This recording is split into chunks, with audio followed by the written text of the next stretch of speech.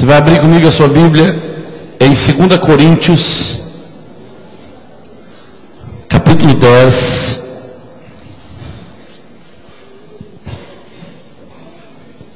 versículo 4. 2 Coríntios, capítulo 10, versículo 4. E vamos ouvir a palavra nessa noite. Capítulo 10 de 2 Coríntios, versículo 4, diz assim: porque as armas da nossa milícia não são carnais, e sim poderosas em Deus, para destruir fortalezas, anulando sofismas e toda altivez que se levante contra o conhecimento de Deus, levando cativo todo pensamento à obediência de Cristo Jesus. Amém? Eu quero falar um pouco hoje sobre como superar as forças contrárias. Existem forças contrárias, e esse texto que nós lemos do apóstolo Paulo aos Coríntios nos informa que, primeiramente, que nós recebemos armas. Você é uma das pessoas mais armadas, mais bem armadas de todo o planeta Terra. Você tem armas poderosíssimas que a bomba atômica não conhece, não se compara, não se equipara. Você recebeu armas, e a palavra diz que as armas da sua milícia ou das nossas milícias não são carnais, são poderosas em Deus para destruir fortalezas, anulando sofismas, que são mentiras, que são inverdades que se cristalizam na nossa mente, são as falsas verdades. Alguém diz assim: eu acredito que Deus não tem nada para mim, eu penso que minha vida não tem jeito, eu penso que Deus está olhando para todos menos para mim. Isso é sofisma. Diga comigo: sofisma será destruída com as armas espirituais que eu tenho, destruindo anulando sofismas e toda altivez que se levante contra o conhecimento de Deus, levando cativo todo o pensamento à obediência de Cristo Jesus. Então, na verdade, você recebeu armas espirituais que são poderosas em Deus para destruir fortalezas, que são pensamentos fechados. Você já acredita numa mentira, ou então mentiras que estão bombardeando a sua mente e já estão conquistando a sua confiança. A Bíblia diz que essas armas são poderosas para destruir todas essas fortalezas, todos esses sofismas, e além disso, são também poderosas em Deus para destruir toda altivez que se levante contra o conhecimento de Deus. Existem algumas coisas que se opõem a você, que se levanta contra você, e no meio da confusão toda, muitas vezes esse levante é uma altivez contra o conhecimento de Deus. Deus sabe que não é possível alguma coisa se opor a Ele. Deus sabe que não é possível alguma coisa ficar de pé diante dEle. Deus sabe de tudo isso, mas mesmo assim, algumas coisas altivamente se levantam contra o conhecimento de Deus. E aí, Deus então entra em cena por meio das armas que estão nas suas mãos e destrói toda altivez que se levanta contra o conhecimento de Deus. Mas o texto diz que Ele faz isso levando cativo todo pensamento à obediência de Cristo. Então, toda essa batalha, ela acontece na sua mente, ela acontece dentro de você e ela influencia o seu mundo externo. Por isso, nessa noite eu quero te falar sobre como superar forças contrárias. Existem forças contrárias que nós precisamos superar. É interessante que enquanto você tenta ir para frente, existem muitas forças te empurrando para trás. Existe ou não existe? Existem muitas forças que estão te empurrando para trás, são forças contrárias. Você tem uma carreira a seguir, você tem propósitos na vida, você tem sonhos para realizar, existe um projeto de Deus que envolve toda a sua existência, você quer andar nessa direção, mas todo passo que você dá para frente, parece que uma barreira, uma fortaleza se opõe a você e te empurra para trás, tenta te paralisar, tenta te anular na sua caminhada. Então, diante disso, você não é o único que está incomodado com isso. Quem aqui se incomoda com isso de vez em quando? Alguém se incomoda? Pouquinha gente, né? Pouquinha gente. Você está tentando ir para frente, alguém está te empurrando para trás, assim mesmo, vou para trás. Então, porque na verdade não adianta ficar tentando ir para frente, eu gosto de ir para trás, eu nasci para ir para trás, é assim que eu quero conduzir minha vida. Quem é assim? Levanta a mão, só para eu saber. Então você se incomoda, não se incomoda? Se você quer ir para frente, alguma coisa te empurra para trás, você se incomoda. Você quer ser feliz e alguma coisa insiste que você tem que ser triste. Você quer ser santo e o diabo arma tudo para você ser um sujo, impuro, miserável.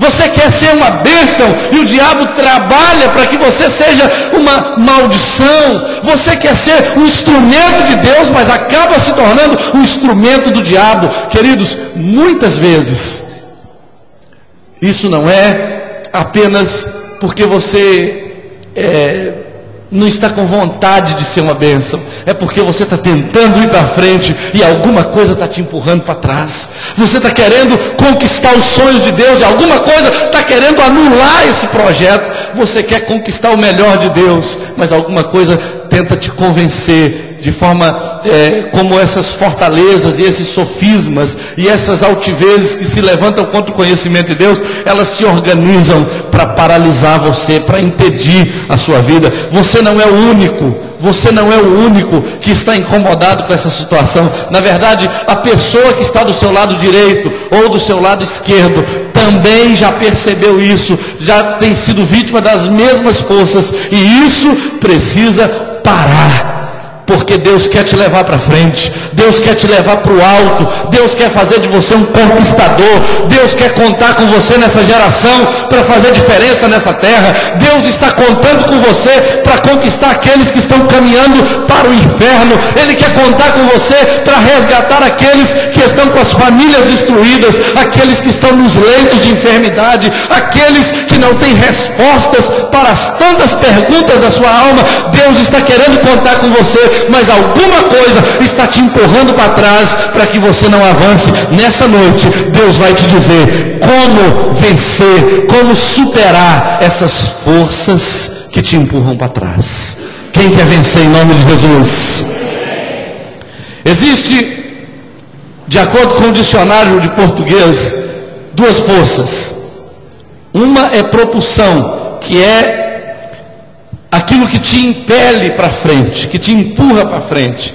E existe uma força que até mesmo Freud falou dela, que é a repressão, que é na verdade a coibição, um refreamento. Parece que você está andando com o freio de mão puxado, você devia estar voando, mas você está chiando.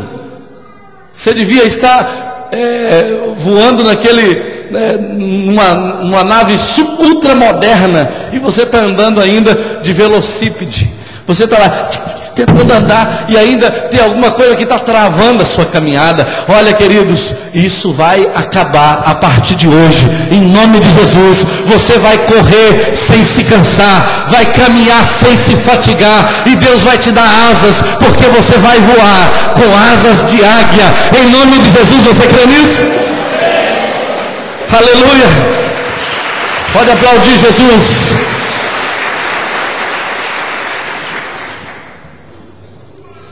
A Bíblia nos mostra que existem muitos personagens, muitos homens de Deus, muitas mulheres de Deus, que lidaram com essas forças contrárias. Quais são essas forças contrárias? Quantas são todas essas forças contrárias? Nós vamos ver algumas delas, e através dessas você vai perceber no dia a dia muitas outras que aparecem para paralisar você. E através de um personagem nós vamos ver uma força contrária. E vamos ver como eles conseguiram lidar com essa força contrária, como eles conseguiram vencer essa força contrária. Olha bem, a primeira força contrária que eu encontro, que não há um ser humano aqui dentro que consiga escapar dela, se chama desobediência. Fala comigo. Desobediência. A desobediência tem muitas roupagens. E eu não digo que vocês são o tempo todo desobedientes, mas não tem uma pessoa aqui que de vez em quando não é meio teimosa, não quer andar fora daquilo que é o propósito de Deus, não quer quebrar uma regra, não quer ser do contra algumas vezes. E a Bíblia conta a história de duas pessoas na Bíblia, duas pessoas na trajetória bíblica que agiram de uma maneira assim desobediente e que tiveram dores de cabeça para cumprir o propósito de Deus. Uma nem sobreviveu, e eu vou falar dela. Uma é Acã. Acã era um homem que estava num momento único de Israel. Israel havia saído dos 40 anos de deserto e estava entrando para conquistar o melhor de Deus, para entrar na terra que mana leite e mel, para conquistar riquezas, para conquistar estabilidade, prosperidade, vitórias, para criar raízes. E aí Deus dá uma ordem e diz o seguinte: olha, a primeira cidade que vocês vão conquistar é minha. A palavra no hebraico é Xerém, e a palavra Xerém significa meu para destruição. Deus estava plantando no coração deles um conceito de que todo o primeiro é dele. Ninguém tira de Deus o primeiro. E aí Deus coloca isso como estatuto e diz: olha, o primeiro é meu, ninguém toca no meu primeiro. Vocês vão entrar, vão destruir tudo, mas nessa batalha ninguém vai pegar nada, ninguém vai ficar com despojo nenhum, porque é meu para destruição. E aí eles foram, guerrearam, tiveram vitórias. Mas aí no final da batalha, Acã olha para uma cunha de ouro, uma capa babilônica, gosta daquilo e diz o seguinte: olha, ninguém está vendo, não tem problema nenhum, gente. Uma cunha de ouro, isso é uma bênção de Deus, isso é um sinal da prosperidade de Deus. Não tem porquê eu não levar essa cunha de ouro para mim. E além do mais, essa capa babilônica, isso é uma relíquia, porque agora vai ser tudo queimado, destruído. Daqui a pouco ninguém vai nem lembrar da história desse povo cananeu que viveu por aqui. Então ele pegou aquilo, levou para debaixo da sua tenda, escondeu, ninguém viu. Mas entenda uma coisa: desobediência é uma força contrária. Ninguém precisa ver, mas a desobediência paralisa você. Ninguém precisa ver, mas a desobediência vai te colocar numa condição muito complicada. E a Bíblia diz, sabe, queridos, que eles foram lutar contra uma cidadezinha pequena chamada Ai. E quando eles chegaram lá com um número reduzido de soldados, porque a cidade era pequena, insignificante, ninguém precisava temer aquela cidade, eles foram com uma quantidade de soldados suficientes para devastar aquela cidade. Perderam a guerra, voltaram envergonhados, humilhados. O povo entra em pânico e diz: agora as nações vão se reunir e vão nos destruir. Josué vai para a oração, clama a Deus, e Deus fala o seguinte: olha, existe um anátema no meio de vocês. E eles lançam sorte, descobrem que estava sobre a família de Acã, e caiu sobre Acã. Reuniu-se ele com toda a sua família diante do povo, e todos foram apedrejados e mortos. A desobediência paralisou esse homem e o levou para a sepultura. Nós temos que aprender que em todas as regras, em muitas regras, em muitos momentos que Deus está te testando e te levando para um nível onde você será testado na obediência, essa força contrária vai se levantar para te paralisar. Algumas pessoas nunca estarão vivas para experimentarem cura. Mas existe uma outra pessoa na Bíblia chamada Jonas, que também lidou com essa força. Deus falou com ele: Jonas, vai para Nínive, porque eu estou decidido a mudar a história daquele povo. Prega para aquele povo. Os ninivitas também eram um povo que que fazia muito mal às nações. Eles gostavam de esfolar vivos os seus inimigos, arrancando toda a sua pele e colocando pendurada nos muros da cidade para causar terror, para causar medo. Ninguém gostava de ninivita, e um profeta então queria que os ninivitas fossem para os quintos dos infernos. Nenhum profeta queria que Deus salvasse ninivita, mas Deus chama o profeta e fala: vai e prega para aquela cidade. E ele falou: tá bom, Senhor, eu vou. Nínive era para lá. Aí ele falou: eu vou, Senhor. E é engraçado que quando uma pessoa quer desobedecer, tudo dá certo. Parece até que Deus está do lado dela, né? Ele fugiu para a direção oposta e tinha um navio que estava indo para Tarsis. Tinha vaga no navio, tinha passagem, ele tinha dinheiro para comprar, tudo certinho. Alguém fala: é vontade de Deus, eu fui desobedecer, embora seja desobediência, mas Deus abençoou que deu tudo certinho, viu? Está tudo certinho. É por isso que o seu navio está começando a afundar. É por isso que quando uma pessoa entra no navio na direção oposta para desobedecer uma ordem clara de Deus, não assuste se o navio começar a querer afundar. A Bíblia diz que ele estava lá,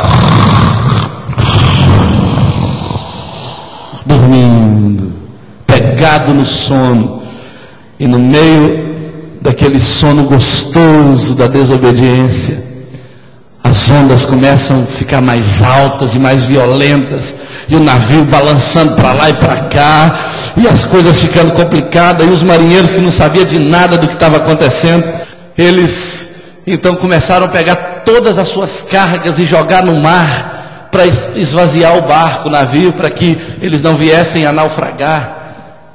Enquanto isso, o profeta desobediente dormindo lá no fundo.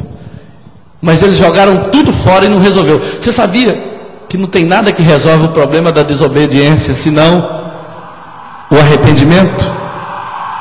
Às vezes a pessoa desobedeceu, e agora o que ela faz? Ela pega a fazenda dela, os bens dela, fala: vou dar de oferta para o Senhor, porque aí, né, Deus vai ficar de bem comigo, porque eu desobedeci, mas eu dei uma oferta generosa para Deus.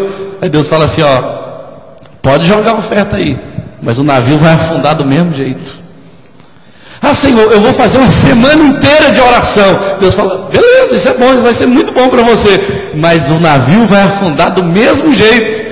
Ah, Senhor, eu vou fazer jejum, vou jejuar bastante. Jesus fala: vai ser muito bom para você, você vai perder uns quilinhos, vai ficar mais enxuto e tal, mas o navio vai afundar. Se não se arrepender, o navio vai afundar. E Jonas estava dormindo, queridos, estava descansando, tranquilo, e quando os marinheiros tinham feito tudo, invocado seus deuses, jogado seus bens no mar, e o navio continuava afundando, aí depois de limpar tudo, eles encontraram o profeta, e falaram assim: o que você tem, dormente? Como é que você consegue dormir num tumulto desse? Como é que você consegue ficar tranquilo numa bagunça dessa? Aí ele: como assim? O quê? Porque o desobediente costuma ser meio lerdo também. Ele finge que não está sabendo de nada. Como assim? Não entendi. Sei. Me fala melhor para eu entender. Aí eu vou te falar melhor. O navio está afundando, é melhor você dar uma resposta. Quem é você? Quem é o seu Deus? De que terra você vem? Porque a resposta está em quem você é, em quem é o seu Deus e de que terra você vem. Sabe por quê? Porque quem é você tem a ver com a sua identidade. De que terra você veio tem a ver com a sua hereditariedade. E sabe de uma coisa? Quem é o seu Deus tem a ver com o seu destino. E aí ele falou assim: olha, eu sou hebreu, eu temo o Deus que fez o céu e a terra, e eu estou aqui porque eu estou fugindo dele. Aí eles: Ave Maria, está fugindo do Deus que fez o céu e a terra? Você é louco? De onde você entendeu que você podia fazer isso? Quem te disse que era possível fugir desse Deus? E aí eles falaram assim: o que nós vamos fazer com você? Ele falou assim: olha, para o bem de vocês, me lancem no mar. Quando ele pediu para ser lançado no mar, ele estava dizendo assim: olha, ou eu vou morrer, ou agora Deus vai fazer o que quiser da minha vida. Ele se jogou no mar para que Deus pudesse fazer o que quisesse. Sabe, tem gente, queridos, que está tendo que fazer isso, porque já andou na direção tão errada, e agora não dá nem para ele voltar para o porto e falar, tá bom, eu vou pegar o navio certo. Ele tem que se lançar no mar e ver o que vai acontecer. Então a desobediência é a primeira força contrária que tem destruído muita gente. Tem muita gente que poderia estar muito mais feliz hoje no casamento, poderia estar muito melhor hoje na vida financeira, poderia estar muito melhor hoje profissionalmente, poderia estar muito bem hoje emocionalmente ou em qualquer outra área, ou ministerialmente, mas não está, porque é um desobediente, é um Jonas, é um Acã. Tem uns que já estão até mortos, mas nessa noite Deus vai te dar vitória para você vencer a força contrária da desobediência. E o caminho para vencer a desobediência é arrepender-se e lançar-se nas mãos do Senhor, porque Ele vai dizer para onde você vai. Amém? Quantos vão vencer a desobediência hoje, em nome de Jesus? Sabe, queridos, a única maneira de você vencer a desobediência é você dizer, Senhor, se é para mim, eu quero. Se é para fazer, eu faço. Se é o teu propósito, eu aceito. Se é a tua vontade, eis-me aqui. Esse é o caminho de alguém vencer na vida. Agora, se você falar, eu penso diferente, meu ponto de vista é outro, vai ficando com o seu ponto de vista, que uma hora dessa, o navio vai afundar. Pode ter certeza disso. Amém? Segunda força contrária. A segunda força contrária se chama culpa. Diga comigo, culpa. A culpa vem por muitas razões. Uma delas, a culpa, às vezes pode ser até uma coisa boba que você fez. A Bíblia conta a história de Pedro. Pedro negou Jesus. E o fato dele ter negado Jesus, ele andou com Jesus durante 3 anos, ele viu tudo que Jesus fez, ele sabia que Deus tinha um propósito para a vida dele, ele já tinha ouvido pregações o bastante para ele fazer a vontade de Deus, para ele morrer por Jesus. Ele não estava mal informado, não era por causa de falta de sabedoria, de entendimento, não era por nada disso que ele não estava pronto para servir Jesus. Mas na verdade, diante de um momento crucial, quando a vida de Pedro estava em jogo, quando ele se viu sem chão, quando ele percebeu que o seu Senhor estava sendo condenado, ele não conseguiu manter a sua fé. Ele fraquejou no meio do caminho. Isso pode acontecer com qualquer pessoa. Só que depois que ele fez isso, ele foi tomado de uma culpa. Ele não teve coragem de voltar e encarar Jesus. Ele não teve coragem de voltar atrás e dizer para aquela criada, olha, eu sou Pedro, eu ando com Jesus, eu o conheço, eu tenho disposição de morrer por ele. Há pouco tempo eu falei para ele que eu morreria em seu lugar. Ele não teve coragem de admitir quem ele era. Ele teve vergonha da fé que ele tinha. Ele teve vergonha do Jesus que ele tinha, a quem ele tinha entregue a sua vida. E por causa disso, ele fugiu e chorou amargamente. Depois que as suas lágrimas secaram, a Bíblia diz que Pedro pegou as suas redes e voltou a pescar. Deixa eu te falar uma coisa, todas as vezes que você encontrar uma pessoa que desistiu da direção que ela estava indo e voltou a fazer as coisas que antigamente ela fazia, que ela reprovava, que ela abandonou por causa de Jesus, mas agora ela está pegando de volta, está voltando a beber, está voltando a fumar, está voltando a olhar para as mulheres na rua, está voltando a jogar na loteria, a aprontar aqui e ali, está voltando a viver uma vida mundana. Pode ter certeza de uma coisa, essa pessoa está com vergonha de encarar o Senhor.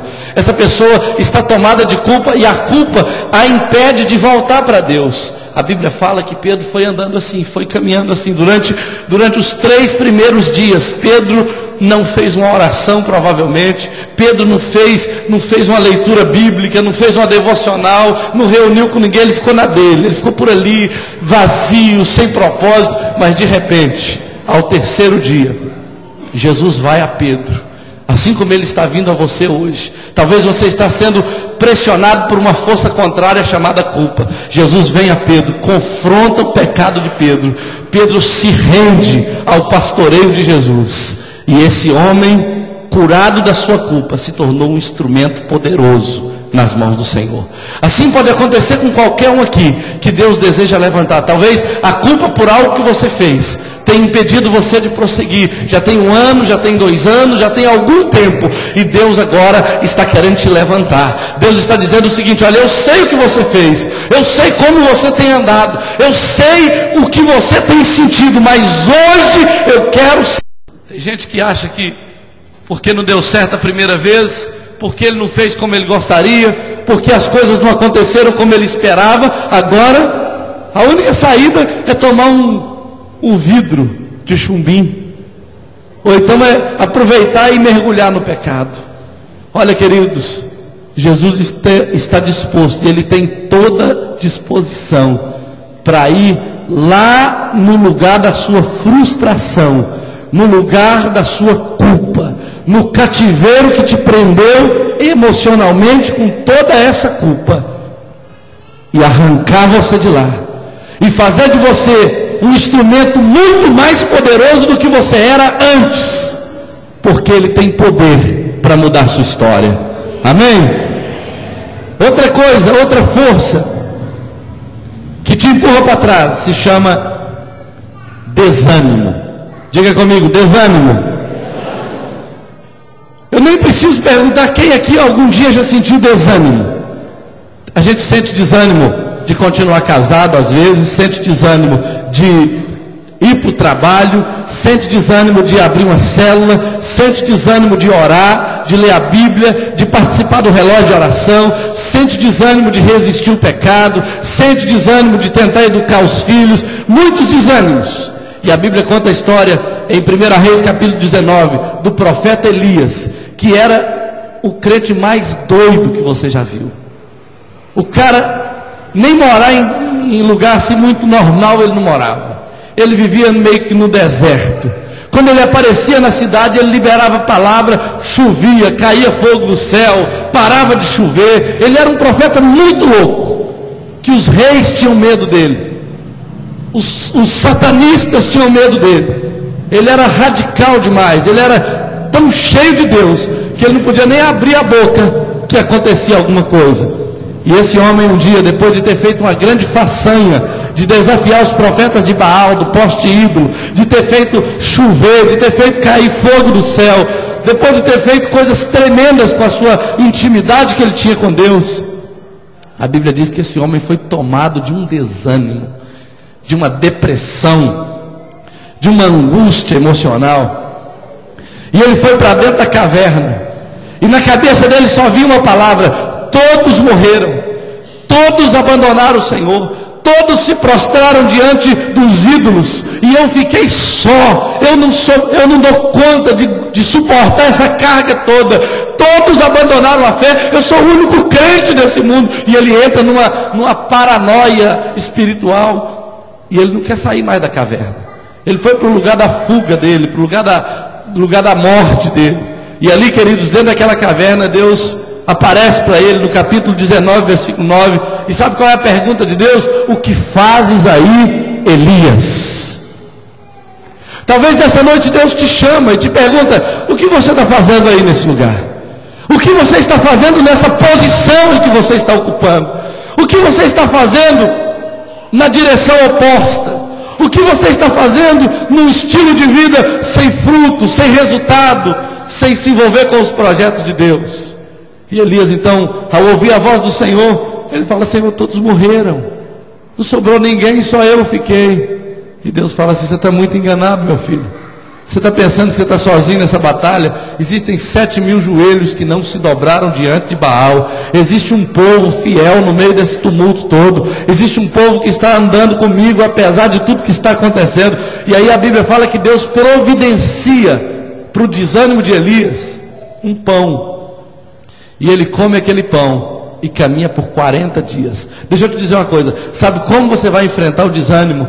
Deus vai liberar um alimento espiritual para você, que você não vai entender como você entrou nesse desânimo, e nem vai entender como você se levantou, mas quando esse pão for fornecido para você, um ânimo novo vai encher você, e você vai subir montanha, vai descer vales, você vai desafiar exércitos, você vai conquistar para Deus, porque o alimento de Deus te fortalece contra o desânimo. Se você tem andado desanimado, querido, coma do pão de Deus hoje. Se você tem andado meio fraco espiritualmente, meio desmotivado com alguma coisa, coma do pão de Deus. Se alguma coisa que você leu no jornal, na revista, na internet, se alguma coisa que algum irmão te falou está te desanimando, coma do pão de Deus. Hoje Ele te fornece um pão para que você se alimente, se fortaleça e comece a caminhar e a conquistar os sonhos de Deus, porque essa força não vai te empurrar para trás, o pão de Deus vai te empurrar para frente. Amém? A outra força que eu percebo, e eu já estou acabando, é a penúltima força, é a maldição. A maldição é interessante, porque algumas vezes ela nos visita. A Bíblia fala que a maldição pode visitar até a 3ª e 4ª geração, e de repente você não entende por quê, mas alguma coisa te empurra a fazer algumas coisas que o seu pai fazia, a sua mãe, ou seu avô, ou seu bisavô fazia. De repente tinha um espírito de morte na família, e aí acontece uma situação e você se vê repetindo aquele comportamento. Nós conhecemos algumas famílias que todos eles já mataram alguém, ou na briga, ou numa situação diferente, ou num acidente de trânsito, mas o avô matou, o tio matou, o outro parente matou, o pai matou, o filho matou, o neto está matando mais de uma vez. Então, o que é isso? Isso se chama maldição. Você olha para algumas famílias que estão debaixo de uma maldição na área sexual. Havia adultério nessa família, havia problemas nessa área sexual. Aí você vai percebendo que isso vai se repetindo. E alguém diz: pastor, mas e o sangue de Jesus? Ele não nos liberta de toda maldição? Com certeza nos liberta, mas enquanto a legalidade não é quebrada, a visitação da maldição continua. A Bíblia fala que quando o espírito sai de uma pessoa, ele anda por lugares ermos. Lá em Mateus capítulo 12, lugares ermos. E de vez em quando ele volta e dá uma observada se a casa está vazia. Se ela estiver vazia, ele volta com mais 7. E o estado daquela pessoa, o segundo estado, se torna pior do que o primeiro. É por isso que antigamente o problema do cara era só mentira. Agora é mentira, é cigarro, é um baseadozinho, é um adultériozinho. Por quê? Porque os demônios que voltaram com outros piores para escravizar. A Bíblia conta a história de uma mulher chamada Raabe. Quem era Raabe? Raabe era uma descendente de moabitas, e os moabitas eram descendentes do incesto entre Ló e as suas filhas. Por que essa mulher era prostituta?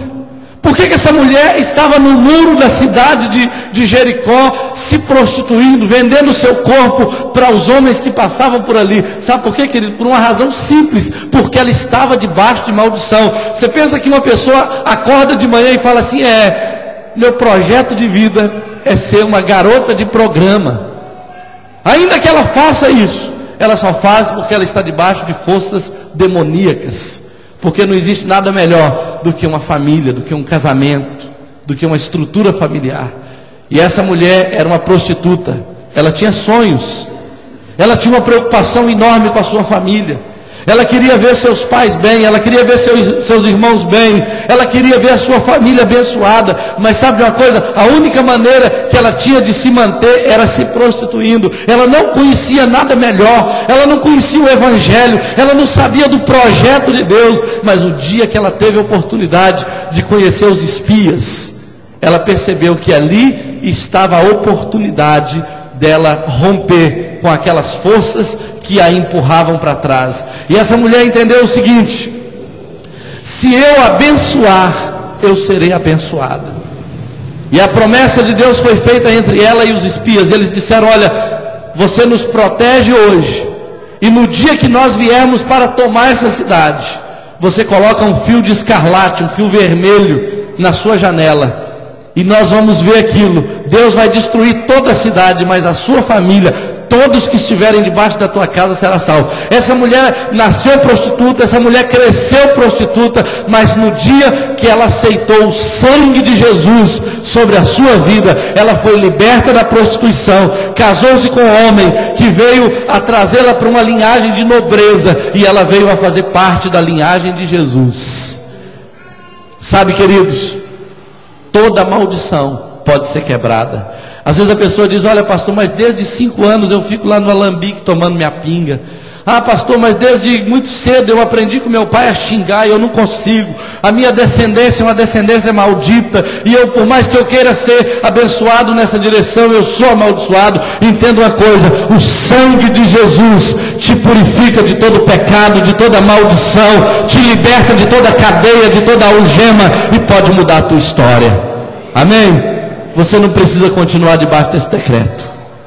E a última força que muitas vezes querem nos prender é a inveja. Quando que a inveja pode nos afetar? Praticamente em todos os casos. Eu vou te dar um exemplo. Em Gênesis capítulo 26, versículo 15, a Bíblia conta a história de Isaac. Isaac era abençoado. Isaac estava debaixo de bênção. Havia promessas para ele. Mas sabe de uma coisa? A inveja sempre motiva alguém a ter uma atitude contra outra pessoa. As pessoas matam por inveja, as pessoas boicotam por inveja, as pessoas armam confusão por causa de inveja. Pode ter certeza disso. Vão para macumba por causa de inveja, para fazer o mal para outra pessoa. E aí a Bíblia fala que Isaac, num tempo de escassez, ele semeou na terra de Gerar e colheu a 100 por 1, porque o Senhor o abençoava. Então ele prosperou, ficou riquíssimo, cheio de gados, de grãos, de muitos empregados. E a Bíblia diz que o povo de Gerar começou a ter inveja dele. Sabe, às vezes as pessoas têm inveja das suas notas, tem inveja da roupa que você está usando, tem inveja da mulher com a qual você casou, do marido que você conseguiu, tem inveja do jeito que você é, do seu estado emocional. Ah, fulano de tal é alegre demais para o meu gosto, né? Acontece isso, e o diabo usa essas coisas para colocar um contra o outro. E aí Isaac, na dele, com o seu povo, começou a desentupir os poços que o seu pai havia aberto e que o povo de Gerar havia entupido. E aí ele desentupia um e começava a pastorear suas ovelhas ali. Aí de repente vinha alguém e falava: esse poço é nosso. Ia lá, entupia o poço dele. Aí mansamente Isaac saía: não, tudo bem. Aí desentupia outro poço, e com aquelas águas ali ele conseguia saciar a sede do seu gado, do seu povo, plantar. Daí a pouco alguém chegava: esse poço também é meu. Aí tudo bem, não tem problema não. Aí abria outro poço e chegava: esse poço é meu. E eu falava assim: mas que coisa é essa aí? Não tem nada nessa terra mais não? Tudo que meu pai plantou agora eu tenho que perder? Então ele começa a perceber que o problema não era o lugar, não era o poço, o problema era ele. A investida era contra ele. O diabo estava revoltado, era contra ele. E sabe, é contra você o problema. O inimigo, ele se levanta para nos destruir. Então Isaac, sabe o que Isaac fez? Ele não procurou o psiquiatra. Ele falou assim: todos me perseguem. Isaac não ficou com raiva de ninguém. Sabe o que ele fez? Ele abriu outro poço.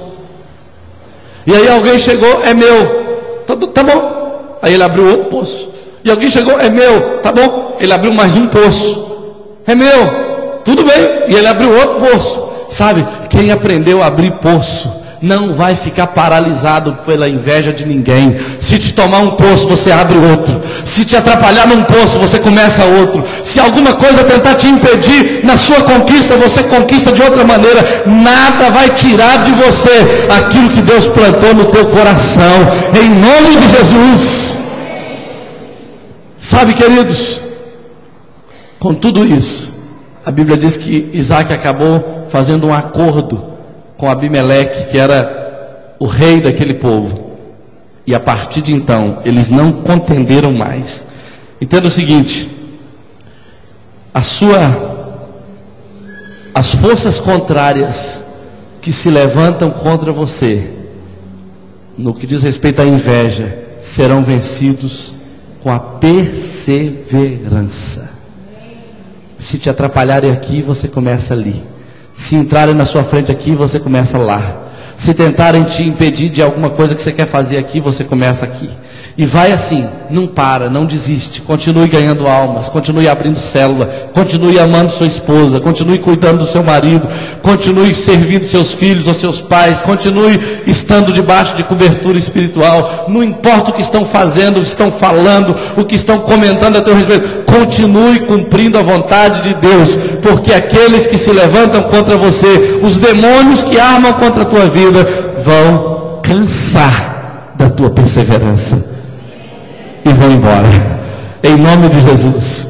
Nada vai impedi-lo de cumprir o propósito de Deus na sua vida, se você se comportar como esses homens que lutaram contra as forças contrárias.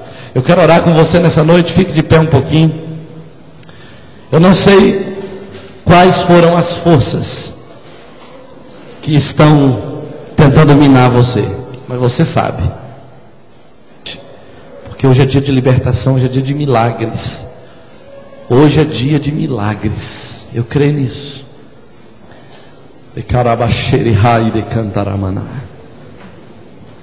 Hoje é dia de milagres. Não tem força contrária que vai te segurar nessa caminhada. Você vai avançar, você vai viver o melhor de Deus, você vai resistir, em nome de Jesus. Eu sinto a presença de Deus nesse lugar, queridos. Eu sei que Deus vai fazer coisas grandes aqui hoje. Você vai perceber isso ao longo da semana, ao longo do seu dia. Muitos vão sentir isso aqui agora, no nome de Jesus. Prebachuri karamanai.